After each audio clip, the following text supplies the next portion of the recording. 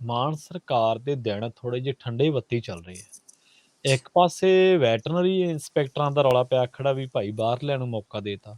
ਦੂਜੇ ਪਾਸੇ ਫੌਜਾ ਸਿੰਘ ਸਰਾਰੀ ਵਾਲਾ ਮਸਲਾ ਸਾਹ ਨਹੀਂ ਲੈਣ ਦਿੰਦਾ। ਤੀਜਾ ਦਿੱਲੀ ਦੇ ਵਿੱਚ ਵਿਧਾਇਕ ਸੱਦ ਲਏ ਤੁਸੀਂ ਦੱਸ ਕੇ ਹਟੇ ਆ। ਚੌਥਾ ਬੀਜੇਪੀ ਵਾਲਾ। ਇੱਕ ਦੋ ਮਸਲੇ ਹੋਰ ਵੀ ਹੋਣਗੇ। ਤੇ ਸੱਚ ਰਾਜਪਾਲ ਸਾਹਿਬ ਥੋੜ੍ਹੇ ਜਿਹੇ ਅਗਰੈਸਿਵ ਹੋਏ ਫਿਰਦੇ ਆ, ਕਹਿੰਦੇ ਨਾ ਇਹ ਮਾਈਨਿੰਗ ਤੇ ਕੁਛ ਕਰਦੇ ਆ ਤੇ ਨਾ ਇਹ ਨਸ਼ੇ ਤੇ ਕੁਛ ਕਰਦੇ ਆ। ਹੁਣ ਚੱਕਰ ਇਹ ਪੈ ਗਿਆ ਵੀ ਆਟਾ ਦਾਲ ਸਕੀਮ ਤੋਂ ਬਾਅਦ ਮਾਈਨਿੰਗ ਪਾਲਿਸੀ ਤੇ ਵੀ ਰੋਕ ਲੱਗ ਗਈ ਤੇ ਰਹਿੰਦੀ ਖੁੰਦੀ ਕਸਰ ਸੋਸ਼ਲ ਮੀਡੀਆ ਨੇ ਕੱਢਤੀ, ਜਿੱਥੇ ਕਹਿੰਦੇ ਵੀ BMW ਵਾਲੇ ਨਹੀਂ ਪੰਜਾਬ ਆਉਂਦੇ ਜੀ।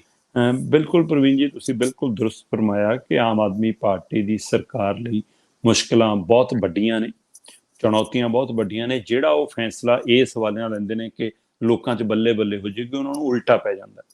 ਚਾਹੇ ਉਹ ਸੁਰੱਖਿਆ ਦਾ ਮਾਮਲਾ ਹੋਵੇ, ਜਿਸ ਢੰਗ ਨਾਲ ਵੇਚਣ ਦੀ ਕੋਸ਼ਿਸ਼ ਕੀਤੀ, ਉਸ ਮਸਲੇ ਨੂੰ ਨਾ ਉਜਾਗਰ ਕਰਕੇ ਇਹਦੀ ਵੀ ਸੁਰੱਖਿਆ ਵਾਪਸ, ਇਹਦੀ ਵੀ ਵਾਪਸ। ਦੂਏ ਦਿਨ ਮੂਸੇ ਵਾਲਾ ਕਤਲਕਾਂਡ ਵਾਪਰਿਆ ਤੇ ਉਸ ਤੋਂ ਬਾਅਦ ਕੋਰਟ ਕਚਹਿਰੀਆਂ 'ਚੋਂ ਵੀ ਗਾਲਾਂ ਖਾਣੀਆਂ ਪਈਆਂ। ਮਤਲਬ ਕਿ ਉਸ ਹਵਾਲੇ ਨਾਲ ਵੀ ਕਿ ਗੱਲਾਂ ਜਨਤਕ ਨਹੀਂ ਹੋਣੀਆਂ ਚਾਹੀਦੀਆਂ, ਉਸ ਸਵਾਲਾਂ ਦੇ ਘੇਰੇ 'ਚ ਆਏ।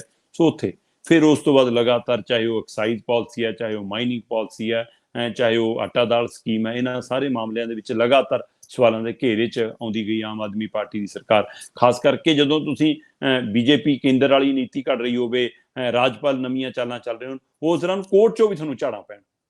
ਇਹ ਇੱਕ ਵੱਡਾ ਸਵਾਲ ਹੈ ਕਿ ਕੋਰਟ 'ਚੋਂ ਵੀ ਤੁਹਾਨੂੰ ਮਤਲਬ ਲਗਾਤਾਰ ਇੱਕ ਤੋਂ ਬਾਅਦ ਇੱਕ ਦਿਨ, ਕੱਲ ਆਟਾ ਦਾਲ ਵਾਲੇ ਮਾਮਲਾ ਸੀਗਾ, ਅੱਜ ਹੁਣ ਮਾਈਨਿੰਗ ਪਾਲਿਸੀ ਵਾਲਾ ਆ ਗਿਆ।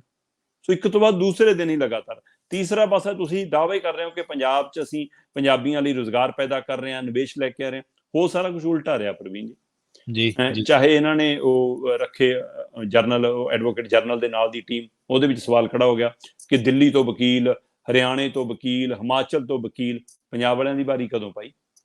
ਸੋ ਕੀ ਪੰਜਾਬ 'ਚ ਵਕੀਲ ਨਹੀਂ ਗਏ? ਫਿਰ ਵੈਟਰਨਰੀ ਡਾਕਟਰ ਵਾਲੇ ਮਾਮਲੇ 'ਚ ਇਹੋ ਜਿਹਾ ਹੋਇਆ, ਰਾਜਸਥਾਨ ਨੂੰ ਹਰਿਆਣੇ 'ਚੋਂ ਵੱਧ ਗਿਣਤੀ 'ਚ ਲਏ। ਕੀ ਪੰਜਾਬ 'ਚ ਹੁਣ ਵੈਟਰਨਰੀ ਡਾਕਟਰ ਵੀ ਨਹੀਂ ਮਿਲਦੇ?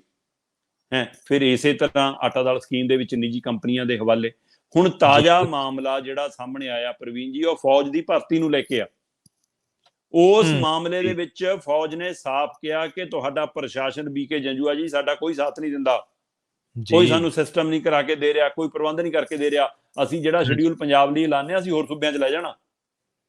ਸਿੱਧੀ ਧਮਕੀ ਆ। ਸੋ ਇਹਦਾ ਮਤਲਬ ਫੌਜ 'ਚ ਪਹਿਲਾਂ ਹੀ ਸਾਡਾ ਕੋਟਾ ਘਟਦਾ ਜਾ ਰਿਹਾ, ਪੰਜਾਬ ਦੇ ਨੌਜਵਾਨਾਂ ਦੀ ਗਿਣਤੀ ਘਟਦੀ ਜਾ ਰਹੀ ਆ, ਤੇ ਹੁਣ ਉਹਨਾਂ ਨੂੰ ਬਿਲਕੁਲ ਹੀ ਜੇ ਲਾਂਭੇ ਕਰ ਦਿੱਤਾ ਗਿਆ ਤਾਂ ਨਵੀਂ ਚੁਣੌਤੀ ਆ। ਜੀ। ਸੋ ਇਸ ਲਈ ਇਸ ਮਸਲੇ ਦੇ ਉੱਤੇ ਵੀ ਸਰਕਾਰ ਸਵਾਲਾਂ ਦੇ ਘੇਰੇ 'ਚ ਆ।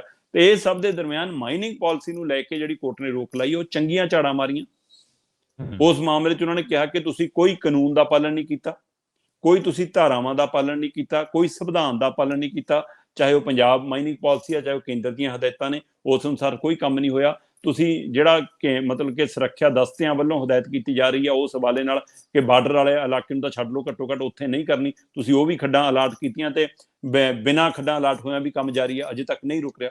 ਸੋ ਇਹ ਸਾਰੇ ਸਵਾਲ ਐਡੇ ਵੱਡੇ ਨੇ ਕਿ ਉਹਨਾਂ ਨੇ ਫਿਲਹਾਲ ਰੋਕ ਲਾਈ ਕਿ ਕੋਈ ਮਾਈਨਿੰਗ ਨਹੀਂ ਹੋਊਗੀ, ਕਿਤੇ ਕੋਈ ਖੱਡ ਨਿਲਾਮ ਨਹੀਂ ਹੋਊਗੀ। ਪਰ ਉਹਦੇ ਬਾਵਜੂਦ ਵੀ ਹਕੀਕਤ ਇਹ ਹੈ ਕਿ ਰੋਜ਼ ਰਾਤ ਨੂੰ ਅਜੇ ਵੀ ਟਿੱਪਰ ਭੜ ਕੇ ਉਵੇਂ ਹੀ ਜਾ ਰਹੇ ਨੇ, ਚਾਹੇ ਉਹ ਬਾਰਡਰ ਦਾ ਏਰੀਆ ਹੋਵੇ, ਚਾਹੇ ਹਿਮਾਚਲ ਦੇ ਨਾਲ ਲੱਗਦਾ ਏਰੀਆ ਹੋਵੇ, ਚਾਹੇ ਉਹ ਗੜ੍ਹਸ਼ੰਕਰ ਵਾਲਾ ਖੇਤਰ ਹੋਵੇ, ਰੁਕੀ ਨਹੀਂ ਹੈ ਮਾਈਨਿੰਗ। ਤੇ ਇੱਧਰ ਵੱਡੇ ਝਟਕੇ ਕਿ ਹਾਂ ਜੀ ਅਸੀਂ ਮਤਲਬ ਕਿ ਆ ਲਓ ਜੀ ਬਿਜ਼ਨਸ ਆ ਗਿਆ। BMW ਖੁਦ ਮੁੱਖ ਮੰਤਰੀ ਸਾਹਿਬ ਨੇ ਐਲਾਨਿਆ ਸੀਗਾ ਬਹੁਤ ਵੱਡਾ ਕਿ ਲਓ ਜੀ ਪ੍ਰੋਜੈਕਟ ਤੈਅ ਹੋ ਗਿਆ, ਆ ਗਏ ਇੱਥੇ। ਤੇ ਹੁਣ ਕੰਗ ਸਾਹਿਬ ਕਹਿ ਰਹੇ ਨੇ, ਇਹਨਾਂ ਦੇ ਬੁਲਾਰੇ ਕਹਿੰਦੇ ਅਸੀਂ ਉਹ EMO ਜਾਂ ਕੀ ਹੁੰਦਾ ਉਹ ਸਾਈਨ ਨਹੀਂ ਕਰਦੇ, ਇਕੱਲਾ ਉਹ ਮਤਲਬ ਚਿੱਠੀ ਪੱਤਰ ਦਾ ਆਦਾਨ ਪ੍ਰਦਾਨ ਜਾਂ ਨਹੀਂ ਅਸੀਂ ਕਰਦੇ। ਕਹਿੰਦੀ ਅਸੀਂ ਤਾਂ ਓਰੀਜਨਲ 'ਚ ਲੈ ਕੇ ਆਵਾਂਗੇ। ਆ ਤਾਂ ਇੱਥੇ ਵਾਲੇ ਬੁਲਾਰੇ ਬੋਲੀ ਜਾਂਦੇ ਨੇ, ਸਾਡੀ ਗੱਲ ਤਾਂ ਇਹਨਾਂ ਦੇ ਸਿੱਧੇ ਮਾਲਕਾਂ ਨਾਲ ਹੋਈ ਵੀ ਹੈ। ਸੋ ਇਸ ਲਈ ਕਹਿੰਦੇ ਇੱਥੇ ਵਾਲਿਆਂ ਨੂੰ ਪਤਾ ਨਹੀਂ ਹੋਊਗਾ ਬੁਲਾਰਿਆਂ ਨੂੰ। ਪਰ BMW ਦੇ ਜਿਹੜੇ ਮਤਲਬ ਆਥੋਰਾਈਜ਼ ਬੁਲਾਰੇ ਨੇ, ਉਹਨਾਂ ਨੇ ਸਾਹਮਣੇ ਆ ਕੇ ਕਿਹਾ ਕਿ ਸਾਡਾ ਪੰਜਾਬ ਨਾਲ ਕੋਈ ਇਹੋ ਜਿਹਾ ਐਗਰੀਮੈਂਟ ਨਹੀਂ ਹੋਇਆ, ਕੋਈ ਸਾਡਾ ਪੰਜਾਬ 'ਚ ਆਪਣਾ ਆਟੋ ਪਾਰਟ ਦੀਆਂ ਯੂਨਿਟ ਲਾਉਣ ਦਾ ਕੋਈ ਪ੍ਰੋਗਰਾਮ ਨਹੀਂ ਗਾ। ਅਸੀਂ ਪੰਜਾਬ ਨੂੰ ਲੈ ਕੇ ਕੋਈ ਫੈਸਲਾ ਨਹੀਂ ਕੀਤਾ ਹੋਇਆ, ਸਾਡਾ ਪੰਜਾਬ 'ਚ ਕੋਈ ਯੂਨਿਟ ਨਹੀਂ ਲੱਗਣ ਜਾ ਰਿਹਾ। ਇਹ ਐਵੇਂ ਬੇਮਤਲਬ ਦਾ ਪ੍ਰਚਾਰ ਹੈ, ਸਾਡੀ ਤਾਂ ਕੋਈ ਇਸ ਬਾਰੇ ਤਿਆਰੀ ਹੋਈ ਨਹੀਂ, ਕੋਈ ਚਰਚਾ ਹੀ ਨਹੀਂ, ਕੋਈ ਗੱਲਬਾਤ ਨਹੀਂ। ਤੇ ਇਸ ਲਈ ਇਹ ਸਾਰੇ ਮਾਮਲਿਆਂ 'ਚ ਲਗਾਤਾਰ ਫਜ਼ੀਅਤ ਹੋ ਰਹੀ ਆ। ਉਧਰ ਸਰਕਾਰ ਆਪਣੇ ਹੀ ਮਸਲਿਆਂ 'ਚ ਇੰਨੀ ਉਲਝੀ ਆ, ਵਿਜੇ ਸਿੰਗਲਾ ਤੋਂ ਲੈ ਕੇ ਪਠਾਨ ਮਾਜਰੇ ਤੱਕ, ਤੇ ਉਧਰੋਂ ਉਹ ਤੋਂ ਲੈ ਕੇ ਹੁਣ ਇੱਧਰ ਨਵੇਂ ਫੌਜਾ ਸਿੰਘ ਸਰਾਰੀ ਤੱਕ। ਸੋ ਸਾਰੇ ਮਾਮਲੇ 'ਚ ਵਿਵਾਦਾਂ 'ਚ ਘਿਰੀ ਆ।